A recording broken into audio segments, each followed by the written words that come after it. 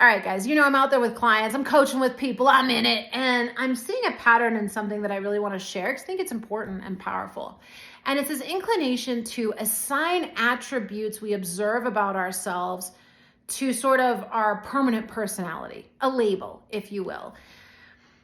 And I'm going to use a pattern I'm witnessing all across the board. I fall into it as well, so it's easy for me to speak into where this gets collapsed. So an example would be calling yourself an introvert when you're actually an energetically sensitive person or an open-hearted person, or you just have so many demands on your person that you're getting overwhelmed and shutting down and need to be home alone to reset. Those are two very different things. And I'm continuing to see this pattern where we're saying, rather than saying I'm overwhelmed by the world or life, I'm saying I'm an introvert and I just need to be home alone. Now, why is that important? Because if I'm an introvert, then that's just part of who I am. There's not much I can do about it.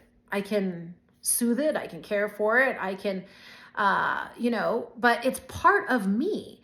And when I'm home alone and I'm an introvert, then I'm really in my jam, right? It's really where I want to be. It's really where I thrive.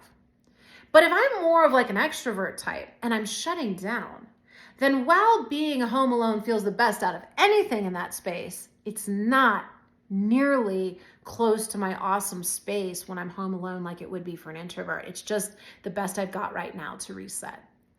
And that is not a part of me. That is an environmental issue, that's a global issue, or maybe a job issue, or it can be a million different things.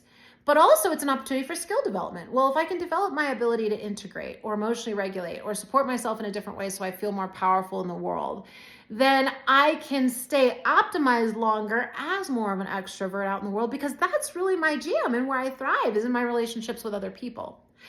But if I misclassify that as calling myself an introvert, then I'm never really going to get into how can I develop my skills and make sure that I'm staying at a more thriving space in my extroverted way of being, because I'm being overwhelmed and I'm shutting down. The care for the two is different, if that makes sense, and the skill development. And so we really want to be careful when we assign ourselves any kind of label that's stagnant. Because you aren't stagnant. You can always evolve and change things. But the way we language about ourselves and our behavior changes the way our brain and our neuro-pathways access action and solution. And so if you really want to see a shift in something, you want to view it as evolvable and adaptable and flexible. So that way you can get into the part of your brain that makes change possible. So with that, it's normal to be overwhelmed right now. You're not alone. And we're going to level up on our ability to hold it.